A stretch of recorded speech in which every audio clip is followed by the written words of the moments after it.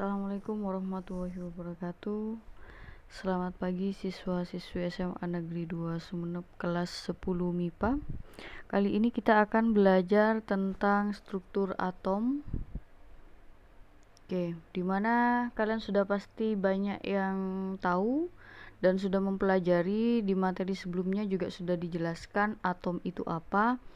Atom itu ini hanya definisi awal ya, bahwa orang sebelumnya berpikiran bahwa atom itu merupakan partikel kecil yang tidak dapat dibagi lagi. Kenapa? Karena atom itu kalau dilihat dari kata-katanya ya, A itu merupakan tidak, kalau tomos itu artinya terbagi. Ini berdasarkan katanya kalimat dari atom itu sendiri. Namun sebenarnya itu masih belum bisa diuji. Kebenaran atom merupakan partikel yang tidak dapat dibagi ini masih belum bisa diuji, sehingga muncullah yang namanya perkembangan teori atom. Jadi para ilmuwan akhirnya mencari tahu sebenarnya atom itu beneran tidak bisa dibagi lagi atau seperti apa. Jadi seperti itu, sehingga muncul ya yang namanya perkembangan teori atom. Perkembangan teori atom itu ada model atom Dalton, ini yang pertama kali. Kemudian muncul ilmuwan berikutnya karena Dalton ini memiliki kelemahan, sehingga model atom Thomson lah yang digunakan pada masanya, begitu ya. Kemudian setelah itu ilmuwan Rutherford juga meneliti karena Thomson ternyata memiliki kelemahan seperti itu. Dan ternyata karena juga ada kelemahan dari model atom Rutherford, sehingga model atom Bohr ini kemudian juga dikemukakan oleh Niels Bohr ya. Niels Bohr seorang ilmuwan juga, dia membuat yang namanya model atom. Nah, begitu juga sehingga yang digunakan saat ini yaitu model atom modern ya, yang biasa dikenal dengan model atom modern. Model atom ini semuanya sebenarnya harusnya kita pelajari. Namun karena kondisi pandemik seperti ini, kemarin juga dapat kabar bahwa materi pembelajaran akan lebih dipersingkat, sehingga ada beberapa materi yang tidak perlu disampaikan. Sehingga kalau memang kalian pengen tahu sendiri, bolehlah kalian cari-cari sendiri di internet. Tapi yang perlu dipelajari kali ini yaitu langsung masuk ke model atom Bohr, model atom modern ya. Nah, di sini kita akan masuk ke teori model atom Bohr. Ya. Di teori model atom Bohr di sini ada gambar seperti ini. Kira-kira gambarnya apa ini ya? Oke. Di sini teori atom Bohr pada prinsipnya menggabungkan teori kuantum Planck dan teori atom dari Rutherford, di mana dia itu melakukan Niels Bohr ini pada tahun 1913 dia melakukan perbaikan teori yang sudah dilakukan oleh Rutherford dan Planck, di mana dia mengatakan bahwa teori atom Bohr didasarkan atas pengamatannya terhadap spektrum atom. Jadi begitu. Di sini model atom Bohr itu juga biasa dikenal dengan istilah model atom tata surya, di mana di tengah ini diibaratkan sebagai inti atom. Kemudian ini garis ini ya, ini diibaratkan sebagai lintasan dari elektron nantinya. Nah, makanya dikatakan seperti tata surya. Jadi ibaratnya di tengah ini adalah matahari, inti atom itu matahari ya, yang mengelilingi planet semuanya ya. Jadi ibaratnya seperti itu. Makanya dikatakan juga model atom Bohr itu sebagai model atom tata surya. Nah, di sini di teori model atom Bohr itu lintasannya kulit, atau ada yang menyebutnya lintasan, ada yang menyebutnya dengan istilah kulit ya, ada yang menyebutnya dengan orbit. Semuanya nanti akan kalian cari tahu sendiri ya, di buku juga sudah dijelaskan. apa itu kulit, apa itu lintasan. Jadi di model atom Bohr itu memang ada yang namanya kulit. N1 berarti ini adalah kulit pertama. Maaf, kulit pertamanya berarti ini ya. N2 berarti ini kulit yang kedua. N3 dan seterusnya sampai N6. Berarti itu ada sampai di kulit ke-6 begitu ya. Di sini atom juga dia dapat atom absorb energi. Ini maksudnya apa? Jadi di sini ini ternyata artinya atom di situ menyerap energi. Atom di sini bisa menyerap energi karena memang di dalam kulit ini ya, nanti ini kulit pertama dia itu akan ada elektron di situ. Di kulit kedua juga ada elektron. Nah, di sini kulit di elektron ini dia itu bisa mengalami yang namanya perpindahan. Dan diinformasikan juga bahwa N1 itu ternyata memiliki tingkat energi yang lebih rendah dibandingkan dengan N2. Jadi semakin jauh jarak antara inti atom dengan kulit ya, maka ini juga dikatakan bahwa dia itu semakin tinggi juga tingkatan energinya. Jadi di kulit pertama dengan kulit keempat tingkat energinya yang lebih besar yang mana? Maka yang keempat yang lebih besar atau yang lebih tinggi. Sehingga di sini nanti dia itu mengalami perpindahan elektron dari tingkat energi yang lebih rendah ke tingkat yang lebih tinggi. Ini biasanya dia atomnya akan mengalami yang namanya penyerapan energi ya. Atom absorb energi ya kan, dari yang pertama misalnya kemudian ke kulit yang kedua, dari kulit kedua berpindah ke kulit yang ketiga elektronnya, maka dia dikatakan sebagai mengalami yang namanya penyerapan energi. Begitu juga sebaliknya, elektron ini juga dia dapat mengalami yang namanya pelepasan energi atau atom emits energi, di mana dia ini mengalami pelepasan ketika elektronnya berpindah dari yang energinya tinggi, jadi dari energi yang tinggi menuju ke yang lebih rendah. Jadi misalnya dari kulit ke-6 menuju ke kulit ke-5, itu kan dari tinggi ke rendah ya, maka dia itu mengalami pelepasan energi namanya. Oke, lanjut. Kita lanjutkan. Oke, di sini ya.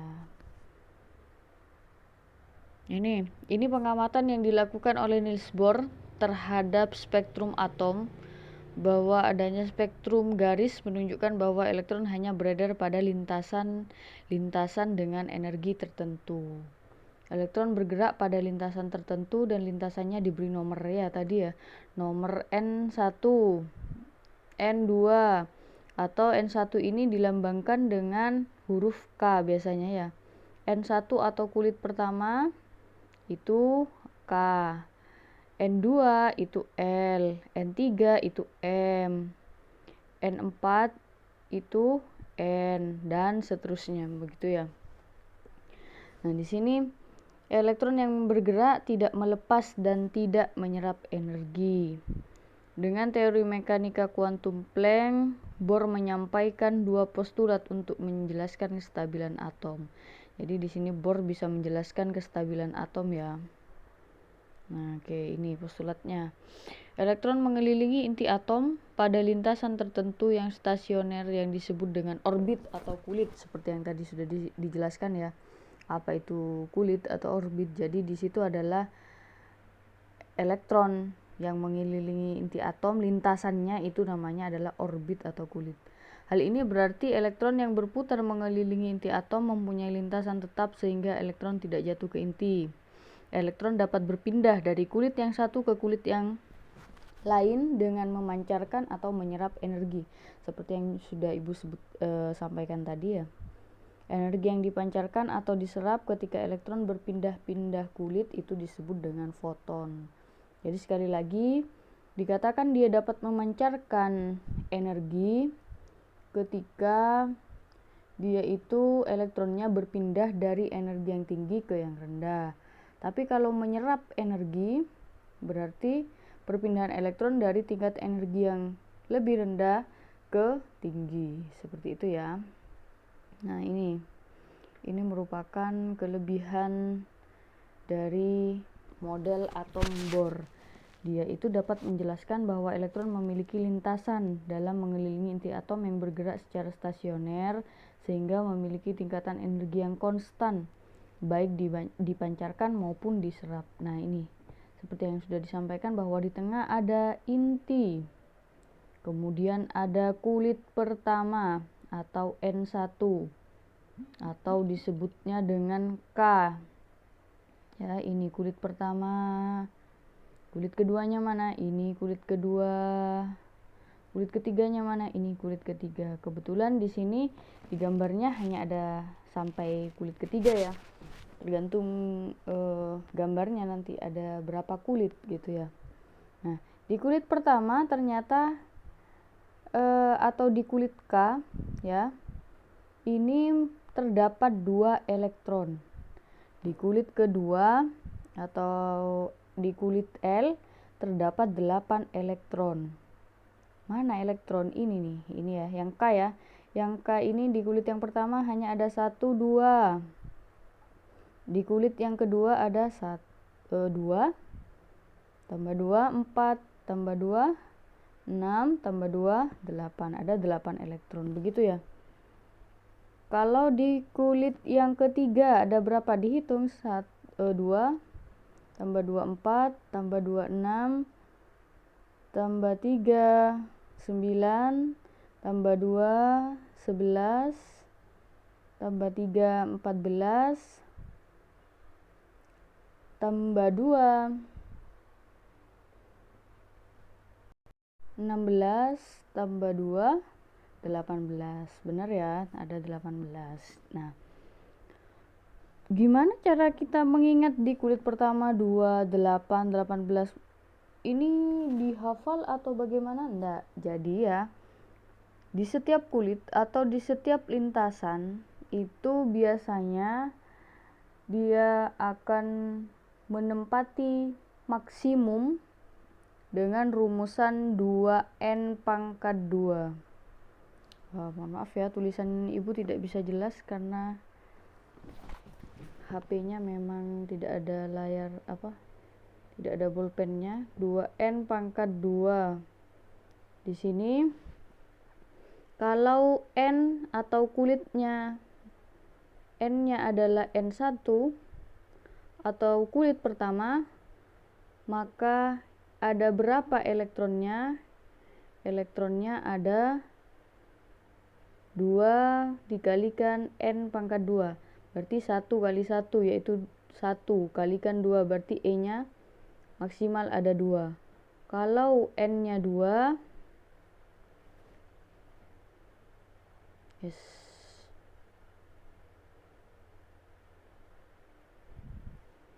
kalau N-nya 2, maka E-nya adalah 2 pangkat 2, 4 dikalikan 2 adalah 8. Benar ya? Kalau 3 berarti N-nya sama dengan 3. Tinggal dimasukkan ke rumus 2N pangkat 2. N pangkat 2 berarti 3 pangkat 2, 9 kalikan 2, 8. Begitu seterusnya. Kalau N-nya 4, kulit keempat berarti 4 pangkat 2, 16. 16 dikalikan 2 yaitu 32. Begitu ya. Semoga kalian bisa memahaminya. Kalau ada pertanyaan bisa ditanyakan via WA ataupun kalian bisa searching sendiri ya, atau baca buku paketnya di halaman 41. Dari 40 sampai 41 bisa kalian baca. Nah, di sini teori model atom Bohr ternyata memiliki kelemahan. Kelemahannya yaitu hanya mampu menjelaskan spektrum atom hidrogen tetapi tidak mampu menjelaskan spektrum atom yang lebih kompleks. Orbit atau kulit elektron mengelilingi inti atom bukan berbentuk lingkaran melainkan berbentuk elip. Bohr menganggap elektron hanya sebagai partikel bukan sebagai partikel dan gelombang, sehingga kedudukan elektron dalam atom merupakan kebolehjadian. Begitu ya. Ini hanya teorinya saja.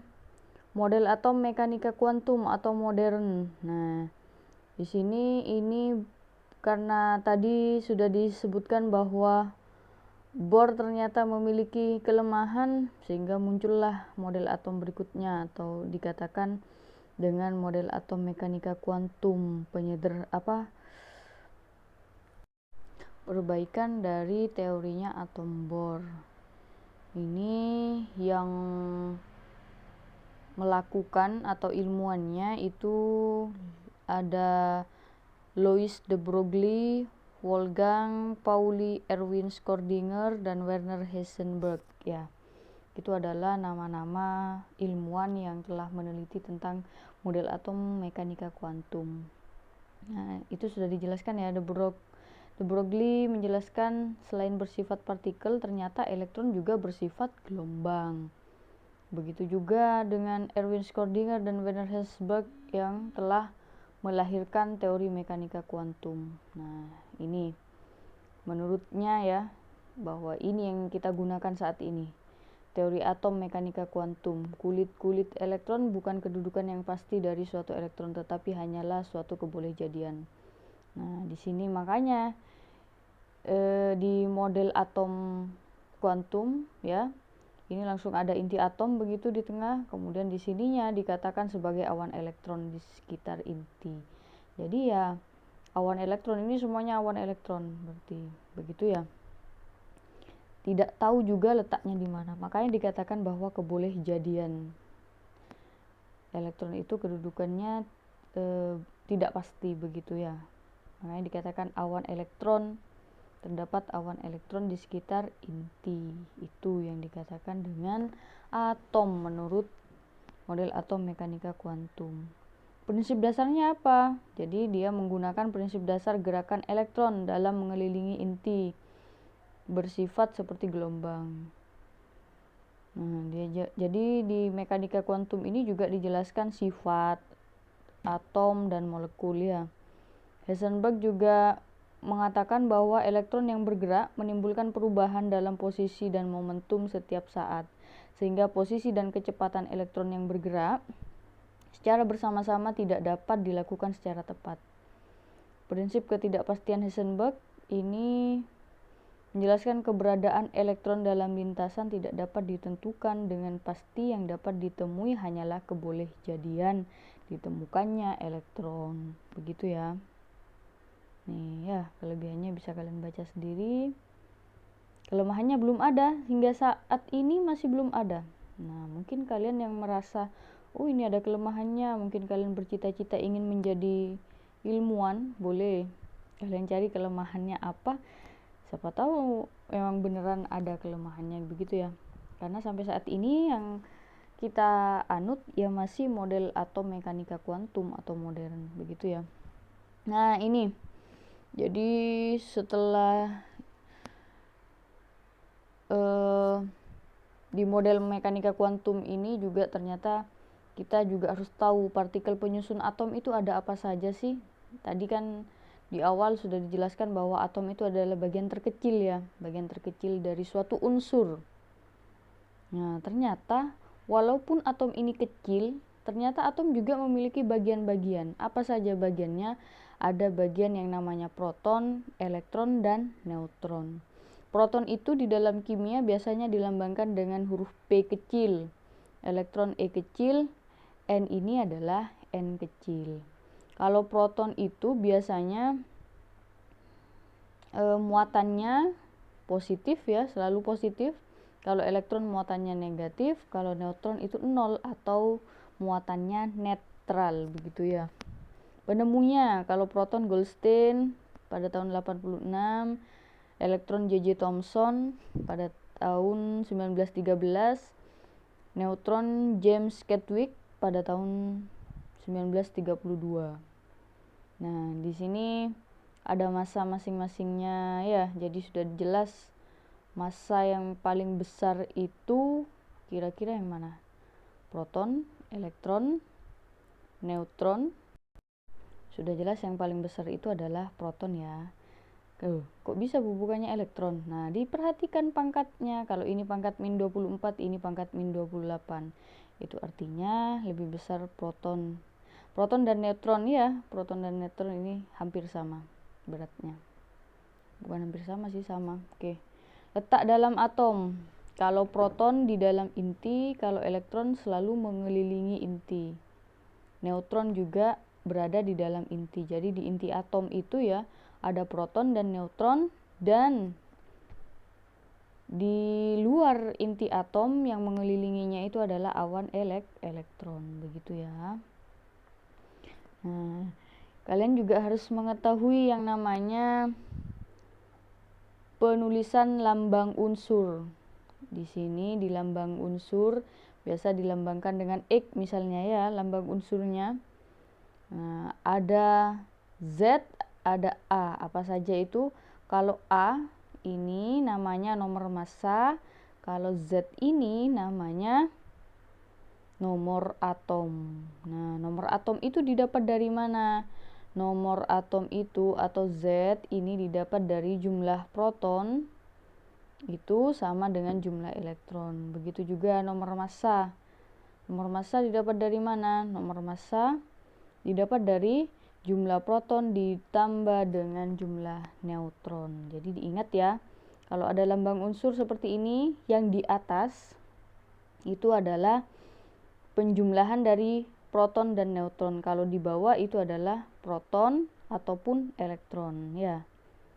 Nah, ini jumlah elektron. Kalau nanti ternyata atomnya itu dia bermuatan, maka rumusnya akan berbeda lagi. Kita gunakan yang ini ya. Kalau muatan misalnya X, A, Z, dan min misalnya ya, maka ini menggunakan rumus seperti ini. Nomor atom itu sama dengan jumlah protonnya, jumlah elektronnya, tetapi didapat dari jumlah proton dikurangi dengan muatan. Muatannya ada berapa? Kalau min berarti menjadi plus 1. Nanti ya, gampang ya, kita masuk ke soal biar paham nanti.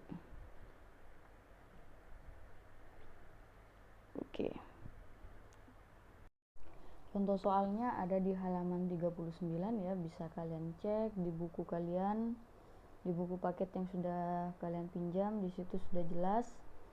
Kalau ada yang tidak paham bisa langsung ditanyakan baik via WA atau yang lain-lain. Oke. Mungkin itu saja penjelasan kali ini. Bu Akhiri, Assalamualaikum warahmatullahi wabarakatuh.